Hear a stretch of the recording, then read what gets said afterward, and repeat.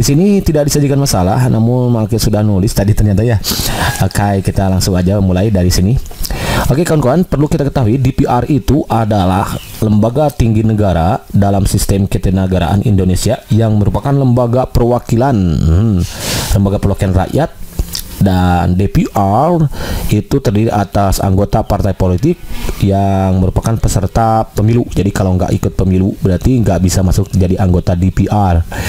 Kemudian yang dipilih melalui pemilu gitu kan ya, nggak ditunjuk tapi berdasarkan demokrasi, yaitu merupakan pengamalan sila ke-4 berarti. Nah sejarahnya masa awal demokrasi kemerdekaan gitu misalnya, sejarahnya nih satu di masa awal kemerdekaan yaitu tahun 1945 sampai 1949 DPR gitu dan lembaga-lembaga negara itu belum dibentuk kawan-kawan. Maka sesuai pasal 4 aturan peralihan maka dibentuklah KNIP, Komite Nasional Indonesia Pusat, yang itu seperti sudah Maki katakan ya, di ini sejajar dengan barangkali kalau sekarang itu MPR lah, MPR gitu maksudnya, MPR-nya sekarang gitu KNIP itu ya. Dimana ini kan ditetapkan tanggal 18 Agustus tahun 1945 kan ya. Ini kan ditetapkan, disahkan gitu melalui PPKI gitu kan ya. Silakan lagi kawan-kawan jangan sampai lupa tuh isi dari sidang PPKI tanggal 18 Agustus gitu. And then kemudian itu sejarahnya ya. Kemudian saat itu anggota KNIFI Komite Nasional Indonesia Pusat saat itu anggotanya ber-60 orang. Namun di beberapa sumber ada yang mengatakan dia terdiri dari 103 orang gitu kawan-kawan ya. Kemudian KNIP ya sudah tadi Maki katakan bahwa dia sebagai MPR gitu, MPR gitu sempat sidang sebanyak 6 kali ya. Jadi dia itu sidang sebanyak 6 kali dalam melakukan kerja dalam melakukan kerjanya gitu ya. Dalam melakukan kerja DPR dibentuklah Badan Pekerja Komite Nasional Pusat, Badan Pekerja Komite Nasional Pusat ya, KNIP berarti ya memakai sikat ya, Badan Pekerja Komite Nasional Indonesia Pusat, yang berhasil saat itu menyetujui 133 rancangan undang-undang di samping pengajuan mosi dan resolusi dan lain-lainnya gitu kan ya. Itu di masa awal kemerdekaan. Jadi awalnya kan belum dibentuk, kemudian sesuai pasal 4 aturan peralihan dibentuklah KNIP, Komite Nasional Indonesia Pusat, yaitu tanggal 12 Agustus tahun 1945 mulai disahkan melalui PPKI. Kemudian KNIP saat itu beranggotakan 60 orang, namun beberapa riwayat gitu ya, beberapa keterangan menyebutkan ada yang 103 orang. Gak apa-apa lah, pokoknya yang penting kita tahu gitu kawan ya. KNIP itu sebagai MPR dia melakukan sidang 6 kali. Lalu nih dibentuklah badan apa tadi? BP itu Badan Pekerja Komite Nasional Indonesia Pusat. Nah, yang berhasil menyetujui 133 rancangan undang-undang di samping pengajuan mosi dan resolusi itu kawan-kawan. Kemudian yang kedua ada masa RIS. Kita kan tahu RIS, masa Republik Indonesia Serikat, yaitu tahun 1949 sampai 1950, kurang lebih 1 tahun ya. Dimana saat ini badan legislatif terbagi menjadi 2 saat itu ya. Jadi badan legislatif terbagi menjadi 2. Ada Senat saat itu yang anggotanya terdiri dari 32 orang. Kemudian ada satu lagi itu DPR. Nah, di sini DPR. Anggotanya ada 146 saat itu, 146 orang. Di mana 49 perwakilan ya, yang 49-nya itu berasal dari perwakilan Republik Indonesia Yogyakarta, RIY, karena saat itu kan Indonesia sempat beribu kota di Yogyakarta gitu kan kawan. Ada tuh di searching lagi video Maki yang sebelumnya, sejarah apa itu, sejarah 3 serangkai apa sejarah apa lupa lagi ya, pokoknya sejarah proklamasi kemerdekaan itu sana sudah lengkap ya. Kemudian dalam masa kerja 1 tahun yang singkat ini ya berhasil menyelesaikan 7 undang-undang. Nah, jadi masih menyelesaikan 7 undang-undang. Di antaranya adalah Undang-Undang Nomor 7 tahun 1950 tentang apa? Tentang perubahan konstitusi. Nah, saat itu perubahan perubahan konstitusi sementara, yaitu Republik Indonesia Sementara RIS ya, Republik Indonesia Serikat gitu sorry ya, konstitusi sementara Republik Indonesia Serikat menjadi itu dirubah ya menjadi apa, Undang-Undang Dasar Sementara Republik Indonesia ya. Jadi tentang perubahan konstitusi sementara Republik Indonesia Serikat menjadi Undang-Undang Dasar Republik Indonesia gitu kan kawan. Itu di masa Republik Indonesia Serikat. Kemudian yang ketiga sejarahnya itu di masa DPRS. Nah, masa Dewan Perwakilan Rakyat Serikat, yaitu tahun 1950 sampai 1956. Nih, gitu. Di mana di sini tanggal 14 Agustus tahun 1950 DPR dan Senat RIS. Nah, DPR di sini DPR dan Senat Republik Indonesia Serikat menyetujui rancangan Undang-Undang Dasar Sementara NKRI gitu ya, Negara Kesatuan Republik Indonesia. Kemudian tanggal 15 Agustus tahun 1950 di sini DPR dan Senat nih mengadakan rapat. Nah, rapat ya. Di mana dibacakan piagam pernyataan terbentuknya NKRI yang bertujuan. Nah, ada dibacakannya apa? Dibacakannya piagam pernyataan terbentuknya NKRI gitu ya. Yang tujuannya satu,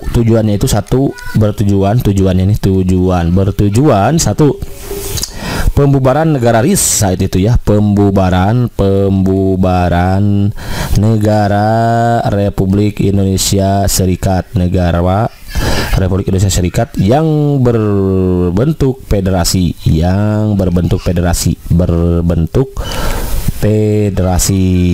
Okay, and then number 2 itu tujuannya adalah pembentukan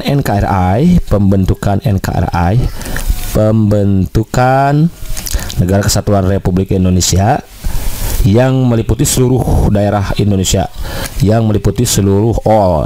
all daerah Indonesia dengan Undang-Undang Dasar Sementara yang mulai berlaku tanggal saat itu 17 Agustus tahun 1945. 17 Agustus tahun 1950.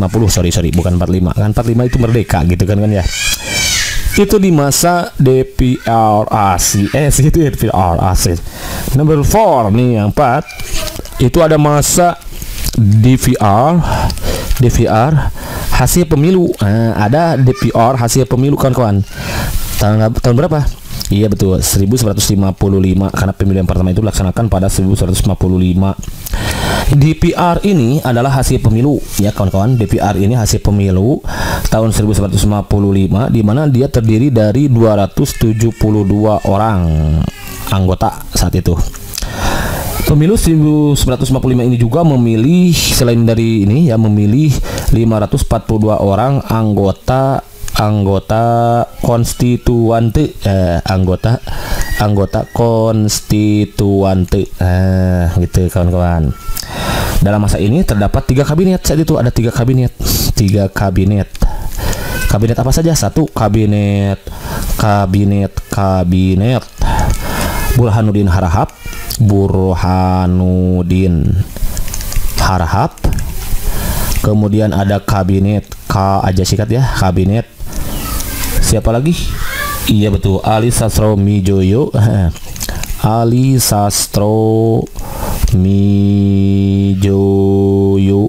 saat itu ya. Dan terakhir itu adalah kabinet Juanda kawan-kawan ya. Itu di masa DPR hasil pemilu 1955. Oke, next. Ada lagi yang ke berapa berarti ya? Barusan ke-4, ke-5 sekarang.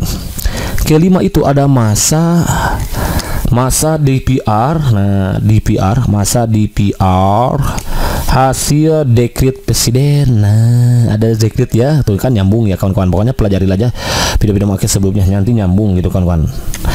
Dekret presiden tahun 1959, karena dekret presiden itu kan 5 Juli tahun 1959 berdasarkan UUD 1945, yaitu tahun 1959 sampai 1160 berapa itu, 61 kalau nggak salah ya, 61 di sini. Nah gitu kan 61. Oke. Saat itu jumlah anggotanya ada 262 orang anggota AKAI di sini ya. Nah, di mana 262 orang anggota ini aktif setelah mengangkat sumpah, jadi sumpah dulu. Nah, kemudian adalah Penpres nomor 3 tahun 1960, di mana presiden membubarkan. Nah, saat itu presiden membubarkan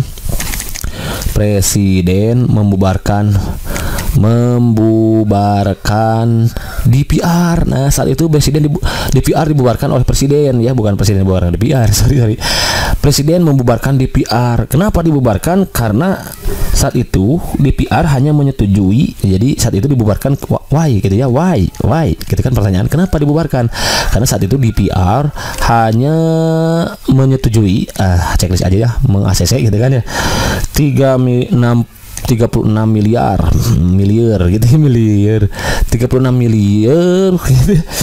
APBN ya, APBN dari 44 miliar yang diajukan. Akhirnya keluarlah Penpres nomor 3 tahun 1960, dibubarkanlah DPR itu saat itu ya.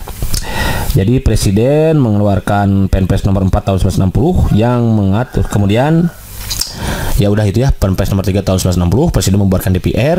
Kenapa dibubarkan? Karena DPR hanya menyetujui 36 miliar APBN dari 40 miliar yang diajukan. Kemudian, nah setelah ini dibuat juga Penpres nomor 4-nya. Penpres nomor 4 tahun 1960 yang isinya itu adalah mengatur susunan dibentuklah DPR GR. Siapa yang GR? Nah, gitu ya. Gitu kawan-kawan. Ya, perlu kita ketahui bahwa DPR GR ini beranggotakan 283 orang yang semuanya diangkat, semuanya itu diangkat presiden. Nah, semuanya diangkat presiden dengan Kepres. Saat itu adalah Kepres, ada Kepres nomor 156 tahun 1960. Nah, gitu. Adapun salah satu kewajiban pimpinan DPR GR adalah saat itu yaitu membuat laporan kepada presiden yang pada waktu tertentu yang mana menyimpang dari pasal sepertinya gini. Kalau mau tahu boleh itu silah. Jadi salah satu kewajiban berarti benar semua ya, salah satu kewajiban DPR GR adalah membuat laporan kepada presiden dalam pada waktu tertentu kawan-kawan, sehingga ini menyimpang dari pasal 5, pasal 20, pasal 21 Undang-Undang Dasar 1945. Nih, itu masa DPR hasil dekret presiden 1959 betul kan? Den kemudian yang nomor 6. Nah, garis baru aja lah di sini nomor 6. Di nomor itu ada masa DPR gotong royong, masa DPR gotong royong. Nah, tanpa PKI. Tapi ini Partai Komunis Indonesia, yaitu tahun 1965 sampai 1966, 1 tahun berarti. Jadi setelah peristiwa G30 SPKI, DPR GR membekukan sementara 62 orang. Jadi gini ceritanya ya. Kalau mau tulis boleh lah. Setelah gerakan 30 SPKI, G30 S PKI. Saat itu DPR GR membekukan.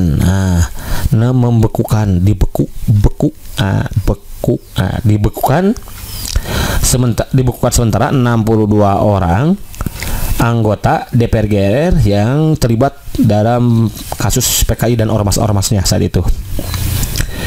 Kemudian DPR GR memutuskan untuk membentuk 2 panitia sehingga dibentuklah DPR di sini DPR GR membentuk 2 panitia, satu panitia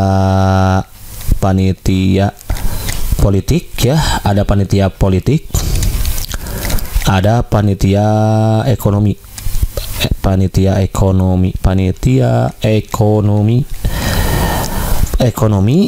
kemudian keuangan dan pembangunan saat itu ya oleh DPR GR-nya. Dimana kalau panitia politik ya fokusnya pada politik saja kawan-kawan saat itu ya. Jadi untuk bertugas mengikuti perkembangan dalam berbagai masalah di bidang politiknya. Kalau ekonomi itu memonitor situasi ekonomi, memonitor situasi ekonomi dan keuangan serta membuat konsepsi tentang pokok-pokok pemikiran ke arah pemecahannya gitu. Itu di masa DPR gotong royong. Kemudian nomor 7 berikutnya ada masa Orde Baru, Orde Baru gitu ya. Yaitu tahun 1966 sampai 1999. Di mana tugas dan wewenang DPR GR 1966 sampai 1997 itu diantaranya di sini. Jadi DPR GR tugas dan wewenangnya saat itu adalah tugas dan wewenang gitulah. DPR GR tahun 1966 sampai 1971 karena masuk wilayah ini berarti ya masa Orde Baru. Satu diantaranya adalah bersama-sama dengan pemerintah menetapkan APBN sesuai dengan pasal 23 ayat 1. Nah, gitu. Kemudian nomor 2-nya itu bersama-sama dengan pemerintah, sama ya sampai sini. Membentuk undang-undang, membentuk aja lah. Undang-undang gitu ya. Membentuk undang-undang sesuai dengan pasal 5 ayat 1. Sesuai pasal 5 ayat 1 gitu ya. Pasal 20, pasal 21 ayat 1, kemudian pasal 20, 21 ayat 1. Nah, gitu aja lah. Kemudian pasal 22 undang-undang dan pasal 22 undang-undang dasar. Nah, selama Orde Baru ini DPR dianggap sebagai tukang stempel kawan-kawan. Jadi dianggap sebagai tukang stempel saat itu. Jadi ada istilah tukang stempel katanya DPR di sini pada masa Orde Baru itu. Kenapa? Karena kebijakan pemerintah yang lebih berkuasa saat itu gitu. Jadi tukang stempel, hanya stempel aja gitu ya, nggak bisa menolak gitu. Maklum kan diangkatnya oleh presiden sebelumnya kan di mana, di masa tadi ya, di masa apa DPR GR itu. Nah ini oleh presiden kan DPR GR itu mana tadi. Nah ini dia. Jadi ini di masa dekret presiden kan. Jadi karena menolak saat itu ya, karena tidak menyetujui berapa miliar. Nah ini dia 30 dari 36 miliar menjadi dari 44 menjadi 36 yang di ACC. Akhirnya dibentuklah DPR GR yang diangkat oleh semuanya presiden berdasarkan Kepres nomor 196 gitu.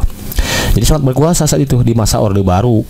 Nah, baru yang terakhir ini di nomor berapa nih berarti? Nomor 6, nomor 7 berarti ya sekarang. Masa reformasi sampai sekarang. Masa reformasi ya, yaitu tahun 1999 sampai sekarang. Kalau di sini sih tidak ada apa-apa ya, paling hanya banyak demonstrasi aja di sini. Ada banyak demonstrasi saat itu ya. Pokoknya masa reformasi gitu kawan-kawan. Nah, berikutnya terkait dengan fungsi DPR. Satu tulis ya. Bolehlah. Fungsi DPR. Nah, kita kan tadi katakan tadi tujuan pembelajaran kita hari ini adalah membahas terkait dengan sejarah DPR dan tugas serta wewenangnya. Fungsi DPR itu satu, ada fungsi nanti legislasi. Fungsi legislasi kawan-kawan. Apa fungsi legislasi itu? Yaitu fungsi ya DPR yang dilaksanakan untuk membentuk undang-undang bersama presiden gitu kan. Di pasal berapa tuh waktu itu ya, makanya sudah kasih tahu kan, bah tabdik berhenti, bah mengubah, menetapkan dan melantik gitu kan DPR ya. Kemudian fungsi yang kedua itu adalah fungsi anggaran. Ada fungsi anggarannya ya kawan-kawan. Dimana fungsi anggaran itu adalah DPR dilaksanakan untuk tentang untuk membahas dan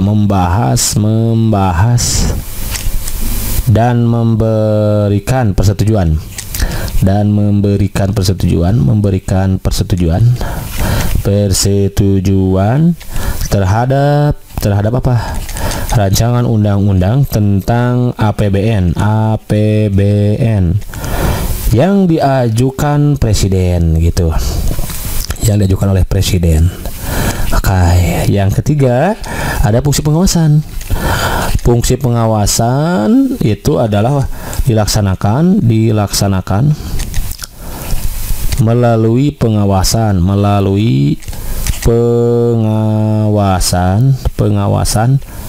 atas pelaksanaan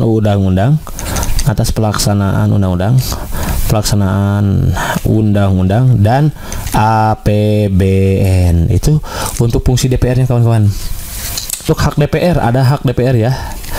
Hak DPR. Nah, hak DPR itu adalah satu nanti hak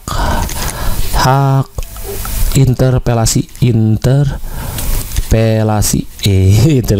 Apa itu hak interpelasi? Yaitu hak DPR untuk meminta keterangan. Nah, meminta keterangan kepada pemerintah. Oke, kalau kita tulis ya, mengenai kebijakan pemerintah, mengenai kebijakan pemerintah. Oke, pemerintah yang penting dan strategis. Oke, gitu kan kawan. Serta berdampak luas pada kehidupan bermasyarakat, berbangsa dan bernegara. Itu hak interpelasi. Jadi hak untuk meminta keterangan kepada pemerintah mengenai kebijakan pemerintah yang penting dan strategis, kemudian serta berdampak luas pada kehidupan bermasyarakat, berbangsa dan bernegara. Itu hak interpelasi. Yang kedua adalah hak angket. Apa yang sudah angket? Kalau hak angket itu adalah hak DPR untuk menjelaskan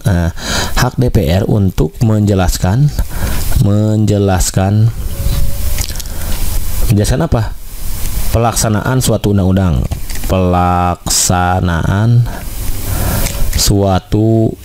undang-undang, dan atau kebijakan pemerintah yang berkaitan dengan hal penting, sama tadi ya. Kemudian hal penting strategis yang diduga bertentangan dengan peraturan perundang-undangan. Jadi kalau diduga bertentangan dengan peraturan perundang-undangan ya harus dijelaskan oleh hak angket ini gitu ya. Yang ketiga itu adalah hak imunitas. Hak imunitas itu adalah kekebalan imun, dari kata dasar imun lah gitu, kekebalan. Maksudnya gimana?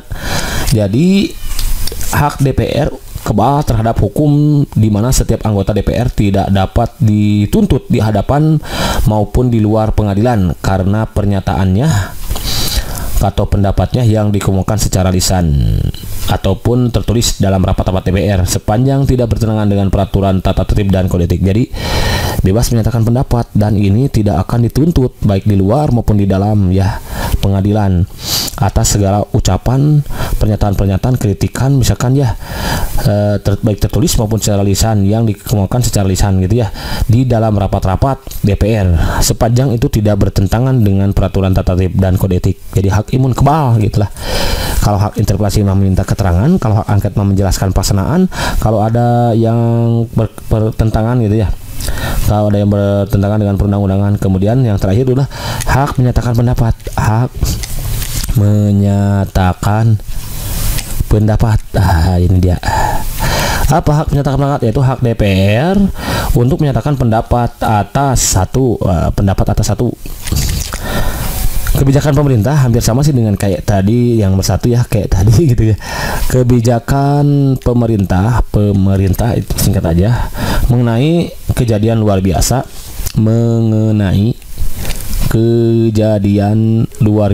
Oke, luar biasa gitu. Dan apalagi luar biasa yang terjadi di tanah air dan di dunia internasional. Jadi yang terjadi di tanah air TA ya, dan dunia internasional DI gitu aja. Ini singkat ya. Kemudian tindak lanjut pelaksanaan, di sini juga tindak lanjut hak menyatakan pendapat terkait dengan tindak lanjut pelaksanaan hak interpelasi dan hak angket. Nah, hak interpelasi dan hak angket. Nah, itu dia. Dan yang ketiga itu adalah dugaan bahwa presiden. Nah, dugaan bahwa presiden atau wapres, papres melakukan pelanggaran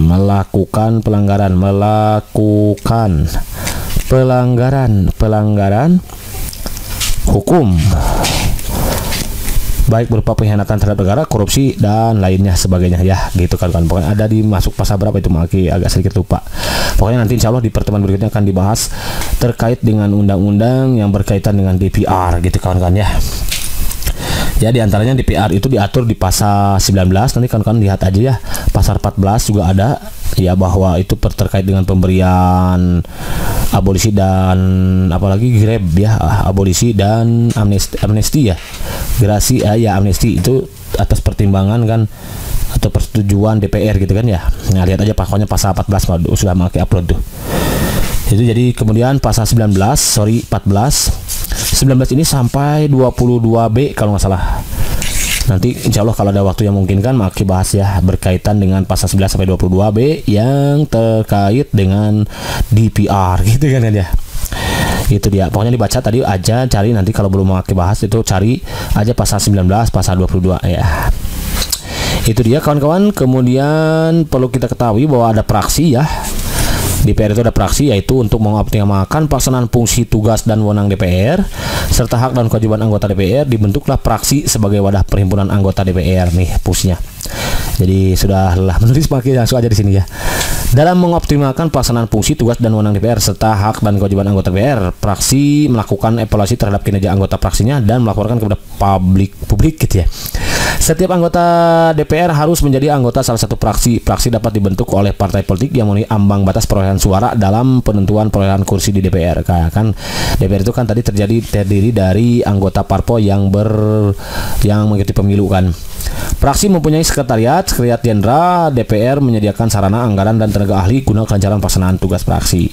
Kemudian ada lagi alat kelengkapan DPR. Alat kelengkapan DPR itu terdiri atas pimpinan, badan musyawarah, komisi, badan legislasi, badan anggaran, badan kerjasama antar parlemen, mahkamah kehormatan dewan, badan urusan rumah tangga, burut ya. Jadi kalau singkat burut ini, kalau ini berarti BM, KBL ya, Komisi Badan Legislasi, BA ya, Badan Anggaran, Badan Kerjasama, BKAP, MKD, Mahkamah Kehormatan Dewan, burut ya, ini burut ya, ini apa ini, B, Badan Urusan Rumah Tangga. Nah, disingkat jadi burut atau BURT gitu ya. Panitia khusus dan alat kelengkapan lain yang diperlukan dan dibentuk oleh rapat paripurna dalam menjalankan tugasnya. Alat kelengkapan dibantu oleh unit pendukung yang tugasnya diatur dalam peraturan DPR tentang tata tertib. Itu dia kawan-kawan. Kemudian untuk tugas dan wewenangnya nih lebih jelas, saya tadi sudah kan makanya. Kan DPR itu memiliki fungsi legislasi. Nah, terkait dengan fungsi legislasi, DPR memiliki tugas dan wewenang. Satu, menyusun program legislasi nasional, proglenas itu ya. Kemudian menyusun dan membahas rancangan undang-undang RUU.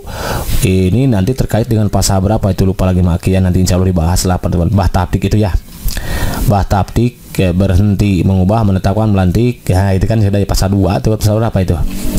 Menerima RUU yang diajukan oleh DPD terkait otonomi daerah, hubungan pusat dan daerah, pembentukan pemekaran dan gabungan daerah, pengelola SDA, SDE lainnya, serta penerimaan keuangan pusat dan daerah itu menerima RUU pokoknya. Membahas RUU yang diusulkan oleh presiden atau DPD ya. Menetapkan undang-undang bersama presiden. Nah, menyetujui atau tidak menyetujui peraturan pemerintah pengganti undang-undang yang diajukan presiden untuk ditetapkan menjadi UU gitu. Kemudian tugas terkait dengan fungsi anggaran nih, DPR memiliki tugas dan wewenang memberikan persetujuan atas RUU tentang APBN yang diajukan presiden kalau setuju ya, memperhatikan pertimbangan DPD atas RUU tentang APBN dan RUU terkait pajak, pendidikan dan agama gitu ya, memperhatikan pertimbangan DPD atas RUU gitu. Menindaklanjuti hasil pemeriksaan atas pengelolaan dan tanggung jawab keuangan negara yang disampaikan oleh BPK. Kemudian memberikan persetujuan terhadap pemindah tanganan aset negara maupun terhadap perjanjian yang berdampak luas bagi kehidupan rakyat yang terkait dengan beban keuangan negara. Itu tugas dan wewenang DPR terkait dengan fungsi anggarannya. Berikutnya, tugas dan wewenang DPR terkait dengan fungsi pengawasan. Satu, melakukan pengawasan terhadap pelaksanaan undang-undang, APBN dan kebijakan pemerintah. Jadi takutnya nggak didiskusikan sebagai mestinya gitu misalkan, dan undang-undang tidak dilaksanakan sebagai mestinya gitu ya. Maka perlu dilakukan pengawasan, itu fungsi pengawasan di DPR. Membahas dan menindaklanjuti hasil pengawasan yang disampaikan oleh DPD terkait pelaksanaan undang-undang mengenai otonomi daerah, pembentukan, pemekaran dan penggabungan daerah, pengelolaan SDA, SDE lainnya, pelaksanaan APBN, pajak, pendidikan dan agama gitu kan kawan. Oke, dan tugas dan wewenang DPR lainnya diantaranya adalah satu, menyerap, menghimpun, menampung dan menindaklanjuti aspirasi rakyat. Kedua, memberikan persetujuan kepada presiden untuk satu, menyatakan perang atau membuat perdamaian dengan negara lain. Nah, ini ada di pasal berapa di UD nanti insya Allah Maki ya, buatkanlah videonya ya. Mengangkat dan memberhentikan anggota KPSIA juga ada tuh. Memberikan pertimbangan kepada presiden dalam hal pemberian amnesti, abolisi. Nah, ini masuk pasal 14 kalau salah ya, pasal 14 tuh. Maki ingat ini mah grab karena depannya kan grab grab pasal 14 itu grab. Silakan ingat kawan-kawan ya, ada depas Maki grab. G-nya itu adalah grasi, R rehabilitasi, A-nya amnesti, B-nya abolisi gitu. Jadi pemberian amnesti dan abolisi itu harus mempertimbangkan, harus melalui pertimbangan DPR gitu ya, gitu maksudnya kawan-kawan. Memilih anggota dan mengangkat duta besar dan menerima penempatan duta besar lainnya, sama itu juga ya. Memilih anggota BPK dengan memperhatikan pertimbangan DPD, memberikan persetujuan kepada Komisi Yudisial terkait calon hakim agung yang ditetapkan menjadi hakim agung oleh presiden, memberikan persetujuan kepada KY Komisi Yudisial terkait dengan calon hakim agung yang ditetapkan menjadi hakim agung oleh presiden gitu. Memilih 3 orang hakim konstitusi untuk selanjutnya diajukan ke presiden gitu.